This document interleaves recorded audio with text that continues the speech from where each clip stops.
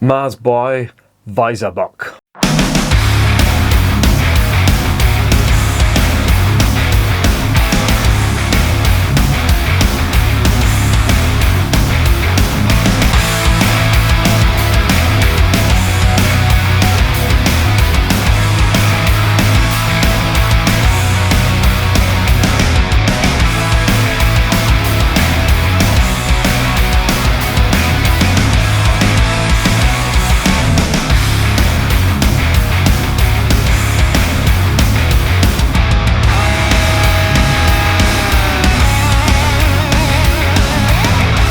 And remember, life is too short to be drinking shitty beer.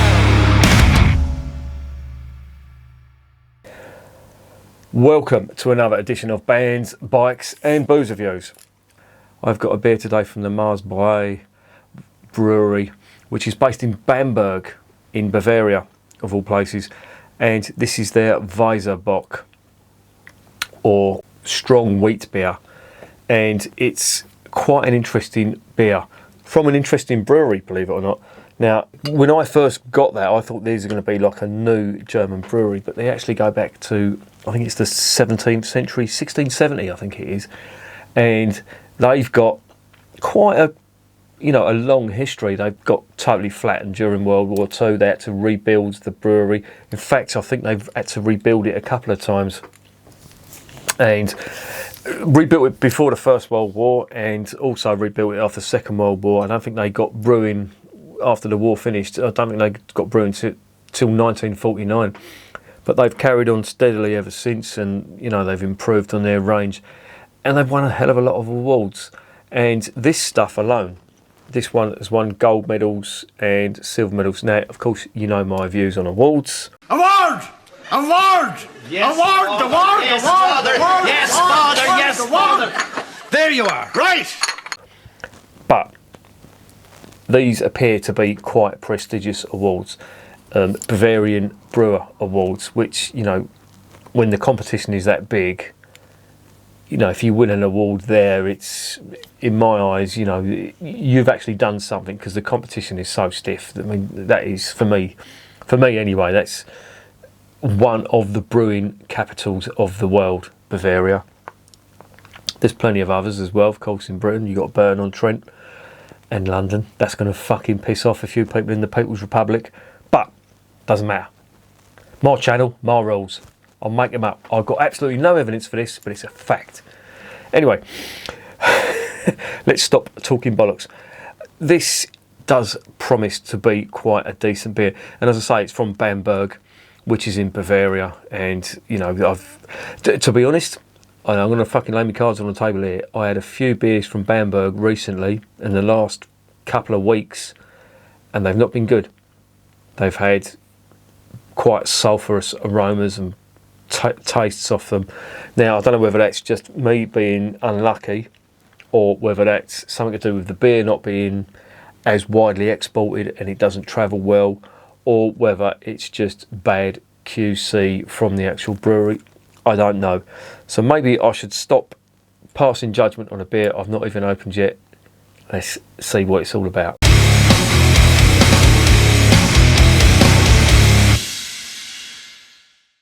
Right, so Weisser Bock, or wheat beer, which is a strong wheat beer. Weisser Bock, or Weizenbock as it's sometimes called. I don't know why they call it Weisser Bock. Not sure. But Weizenbock is strong wheat beer. This one lives up to its name. It's 7.2% ABV. Usually these are dark wheat beers, but not all the time. Everything on the back is in German. But I do know that it's got Hallertauer Hersbrucker hops in it, which, to be honest, in beers like this, don't really make much of a difference. They add some very, very subtle flavours. But for this, it's all about the yeast and it's all about the malt. So let's stop gassing. Let's get it open. Let's see how it tastes.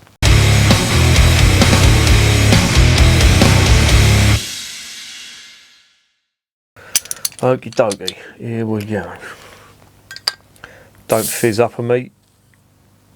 No, and it hasn't. Well done. There is the cap. Very nice cap indeed. That is an embossed cap. Yeah. Very nice. That is going to be one for the collection. There is the label. It looks like a white eagle or a white. That's actually a bloke with wings on. Fuck off! I'm not having that. Anyway. Oh yeah, that looks good. That's what I'd expect from a Weizenbock. They're usually dark. Not all the time, but usually. It looks really nice. 7.2% ABV. What are we getting on the nose?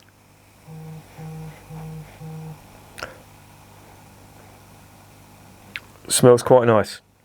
Subtle hints of roasted caramel, banana and clove.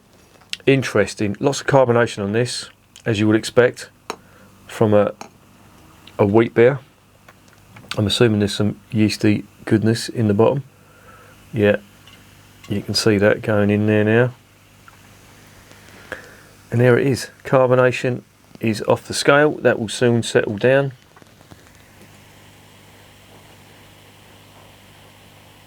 I don't know whether is this me, but I can get a little hint of that sulphurous aroma. It could be the CO2 in this, so I'm not going to go too mad. It's not as strong as it was on the other beers that had that sulphurous flavour, but they were from Bamberg as well. Can you hear that CO2? I'll just put it down to the mic. That's fucking mad. That's like champagne, that is. And the head's dissipating at a rate of knots. Looks really nice though, that does. But there is that, I am getting that sulphurous aroma. Oh, please don't let this be a bad one. What I'm hoping this is going to be, subtle banana and clove, but big malty flavours on this as well. Like a Dunkelweiss, but with a bit of attitude. Anyway, let's give it a go.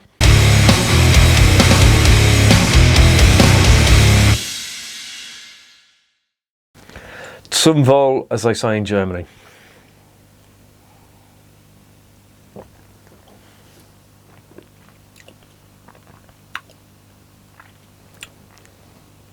That's not bad.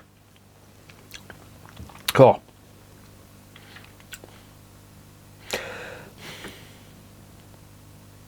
Now I get it. See, this is why this works.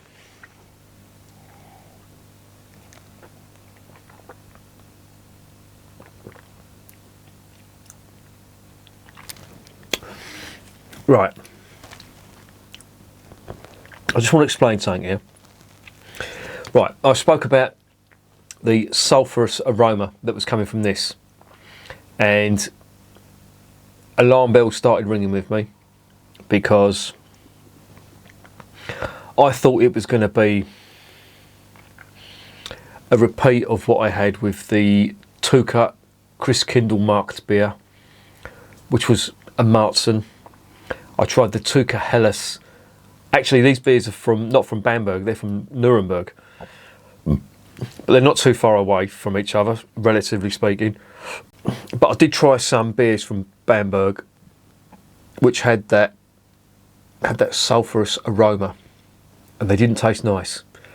That sulphurous flavour does not go with light coloured beer, in my opinion. I was getting some sulphurous aromas from this beer, but if you look at the beer, it's obviously got roasted malt, it's got dark malt in there. Alright, the head is gone. That is an ex-head, it is dead. I'm not going to get too wound up about that. There's quite high alcohol in here at 7.2%, so that's going to dissipate, that's a given. But what really does work with this beer, there's dark roasted malt on this, there's caramel, and there's even a touch of toffee. And I do get a very, very subtle sulphurous flavour on this. But you know what? It actually complements the dark malts that have been used in this beer. So this is where, you know, when we talk about Burton water or Burtonisation of water, there may be something to that. But this proves my point that that type of water does not go well with bottom fermented lagers. As in, you know, Maltzen is a style all of its own, but it is bottom fermented. The Helles, the Tuca Helles, which was really strong on that. They also did a Bock beer as well, which had a sulphurous aroma to it. That wasn't too bad, but that was very overpowering. If you get the balance right, it can actually complement the malts on this, and this is what it's done.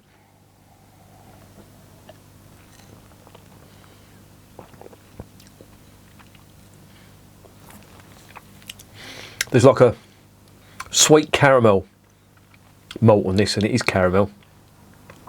But there's also subtle banana and clove.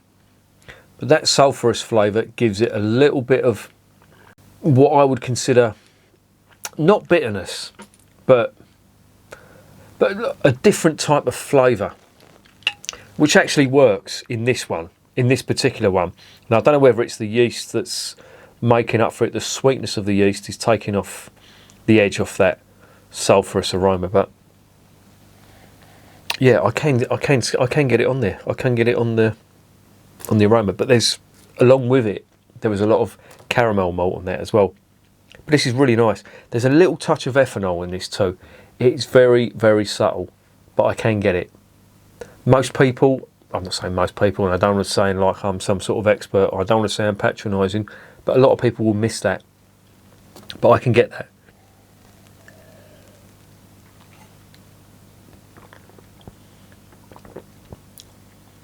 But the malts are big in this, and it's quite nice. It's quite sweet as well, but the banana and the clove are quite subtle. And I have to say, this is not bad.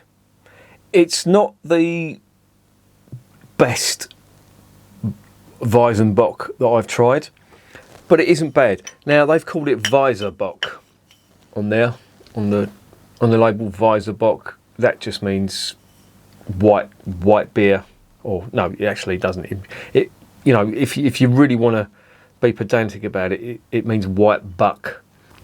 But it's not a style all of its own. It's basically a Weizenbock, and on the bottom it's got Mahr alcohol, which means it's higher in alcohol. But I have to say, it is not bad at all.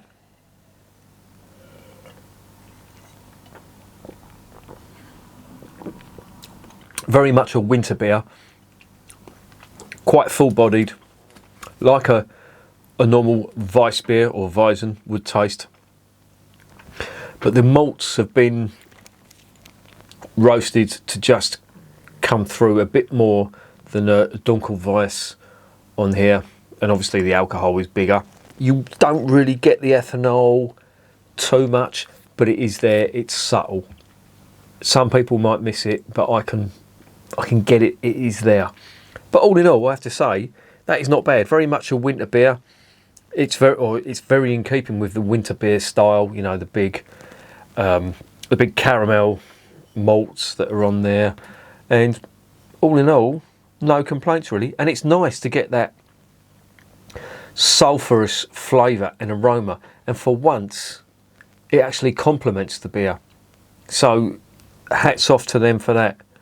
I think where Tuca went wrong, they tried applying that to beer that didn't have them dark malts, and it just doesn't work with light coloured malt. I don't think so. I think they went over the top with the sulphur flavour on that, and coupled with the fact it had light malts, which, you know, haven't got as strong flavours as the dark malts, it just didn't work. Not for me anyway. But this works. This is really nice. I like it. It's a good one.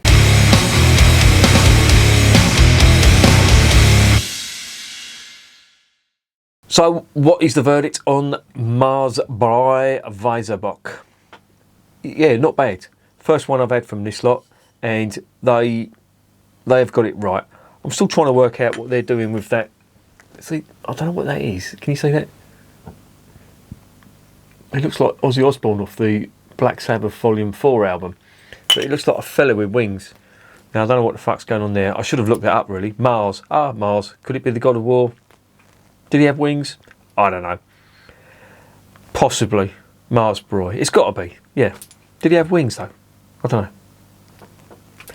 Anyway, Mahrs. Roman God of War. That's who he was. What are we doing?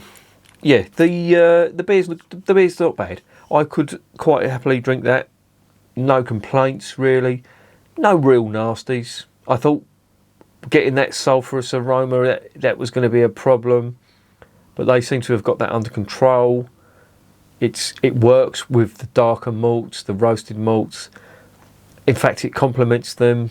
It just rounds off the sweetness, takes the edge off the sweet malt. Obviously, the yeast on that, the banana and clove are there. They're quite subtle, but the malts are the biggest thing in this. Caramel malt, little touch of toffee, but it's more caramel, strong caramel malt. A little bit of banana and clove, sulphur. It's not too bad, I have to say. Quite nice, quite palatable. I would say that is an 8.5 out of 10. I'll definitely recommend it, and I'll tell you how much it cost. I have a piece of paper here, and it was, that was £4.10.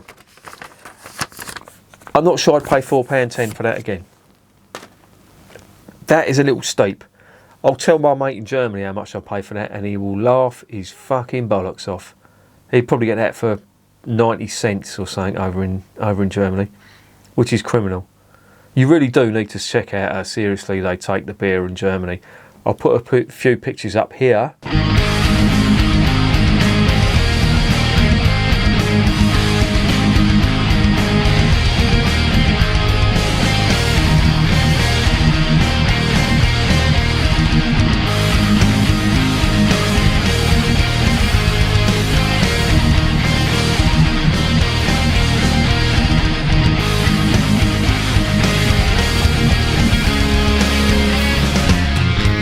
That's how serious they take beer in Germany. You wouldn't see that anywhere else. Certainly wouldn't see it over here in the United Kingdom. Anyway, more on that later. That is an 8.5 out of 10. That is recommended if you want to pay the money for it. In the UK, I'd advise seeing if you can get it somewhere cheaper. In Germany, there's a few German subscribers to the channel. If you see that, get that. You can probably get that for a hell of a lot less than we can. And it's a nice one, but you've probably tasted that already because it's quite I wouldn't say it's well known, but certainly in Bavaria it's reasonably well known. Yeah, not bad.